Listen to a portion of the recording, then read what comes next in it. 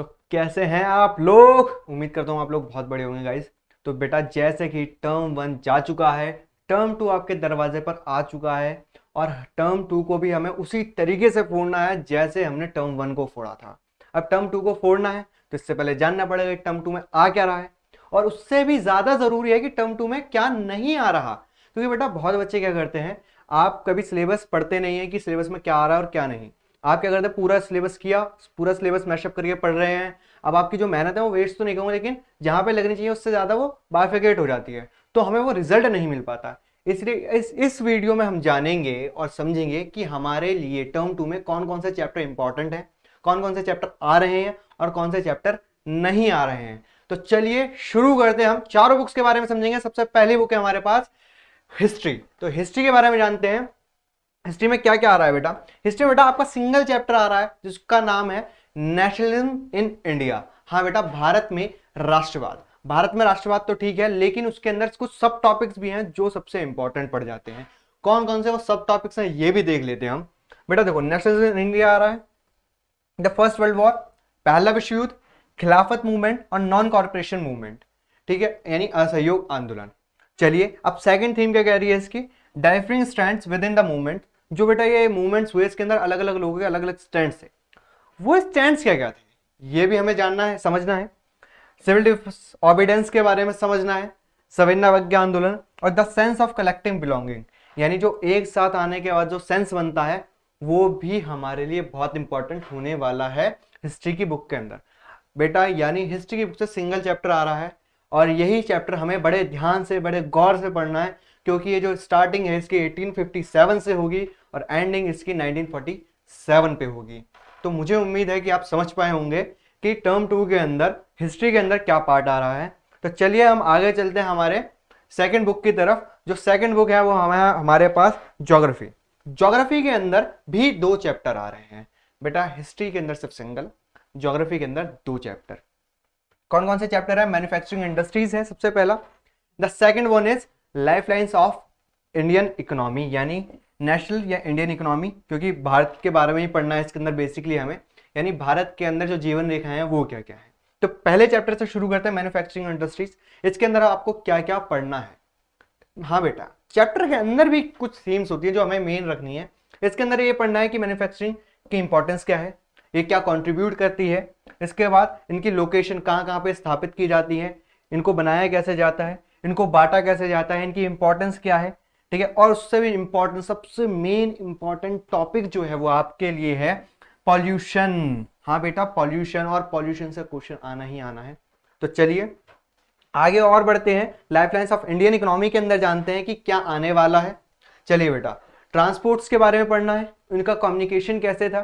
ठीक है बेटा, इसके अलावा इंटरनेशनल ट्रेड, इंटरनेशनल ट्रेड भी एक इंपॉर्टेंट फैक्टर बन जाता है इस चैप्टर के अंदर। तो बेटा ये जो चीजें हैं, ये जो पर्टिकुलर थीम्स हैं, इसको मैं कहूंगा चैप्टर की जो थीम्स हैं इसको भी समझते हुए पढ़ना है। ठीक है बेटा, यहीं से आपके क्वेश्चन पुटअप होते हैं और बहुत बार तो ऐसा होता है कि एज ए टीज यही उठा के आपको क्वेश्चन बना के दे दे। ये भी बहुत बार हुआ है हमारे साथ।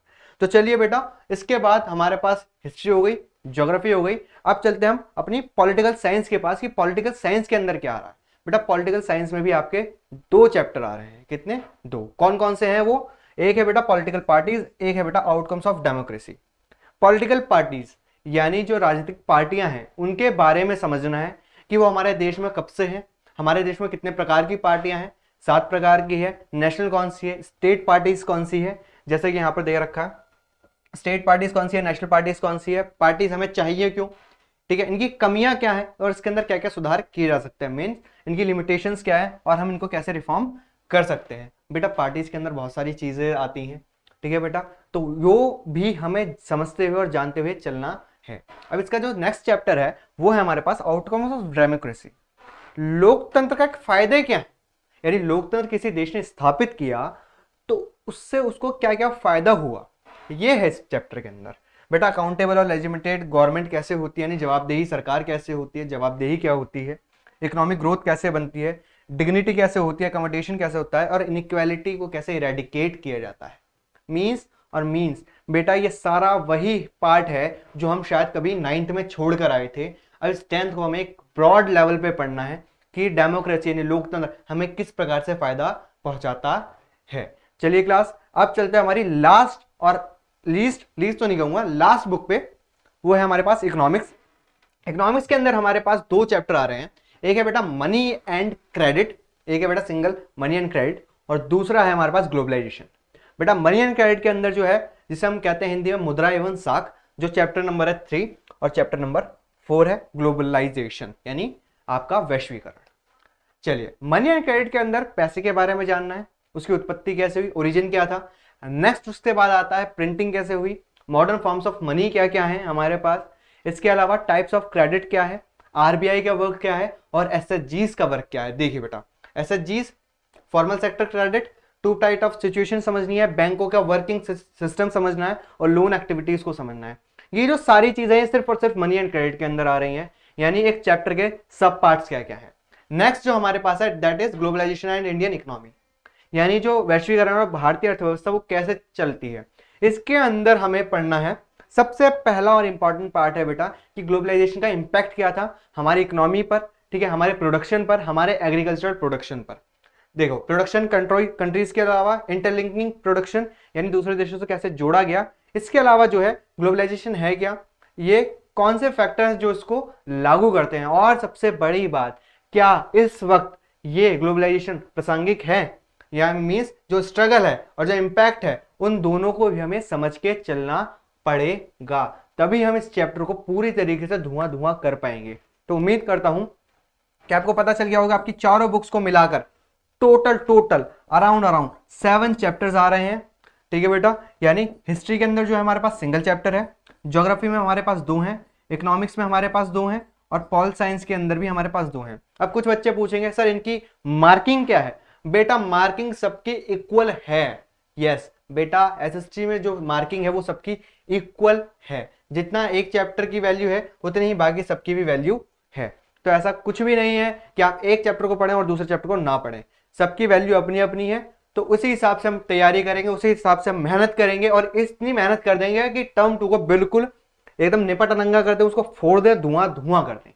तो उम्मीद करता हूं कि आपको पूरा सिलेबस समझ में आया होगा। तो जैसा कि आप जान चुके हैं आपके टर्म 2 का सिलेबस क्या क्या आने वाला है और क्या क्या आपने पढ़ना है, तो चलिए बेटा, जो बच्चा अभी तक हमारे टर्म 2 के पैकेज में नहीं आया, तो बेटा किसका इंतजार कर रहे हो। अगर आपको करना है टर्म 2 को निपट नंगा, तो जल्दी से जल्दी टर्म 2 का पैकेज लीजिए और जुड़िए हमारे यानी कैल्विन परिवार के साथ, और हम जान लेते हैं कि ऐसी क्या क्या खासियत है जो हमारे टर्म 2 के पैकेज में हम देने वाले हैं। तो बेटा सबसे पहली बात, आपको मैथ्स और साइंस की रेगुलर 6 दिन कंटिन्यूअस क्लास मिलने वाली है। क्लास देखिए, मैथ्स और साइंस आपकी रेगुलर होने वाली है। देखिए, मंडे से सैटरडे तक 7 से 8 आपकी मैथ्स चलेगी, 8 से 9:15 आपकी साइंस चलेगी। देन एसएसटी जो है वो अल्टरनेटिव डेज पे चलेगी, ताकि आपको पढ़ने का मौका मिल सके।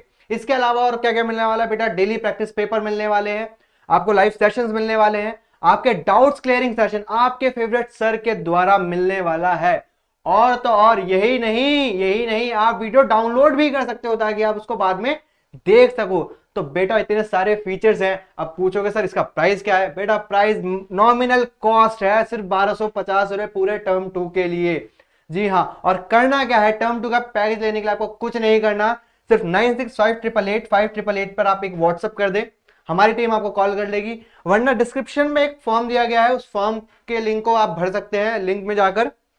इसके अलावा एक और वीडियो दे रखी है आप कैल्विन काइट्स पर, जो हमारा ऐप है जिसपे सारी क्लासेस चलने वाली है, टर्म 2 का पैकेज बिल्कुल हमारे कैल्विन ऐप पर चलने वाला है, उसका भी लिंक हमने डिस्क्रिप्शन में दे रखा है। और साथ ही साथ एक वीडियो भी लगा रखी है कि आप ऐप में जाकर उसको कैसे परचेज कर सकते हैं। तो बेटा जल्दी से आपको करना है, अगर टर्म 2 को निपटना तो जुड़िए हमारे टर्म 2 के पैकेज के साथ, और जल्दी ही जल्दी अपनी तैयारी करिए शुरू। तो मिलते हैं हमसे टर्म 2 के पैकेज के साथ। Thank you.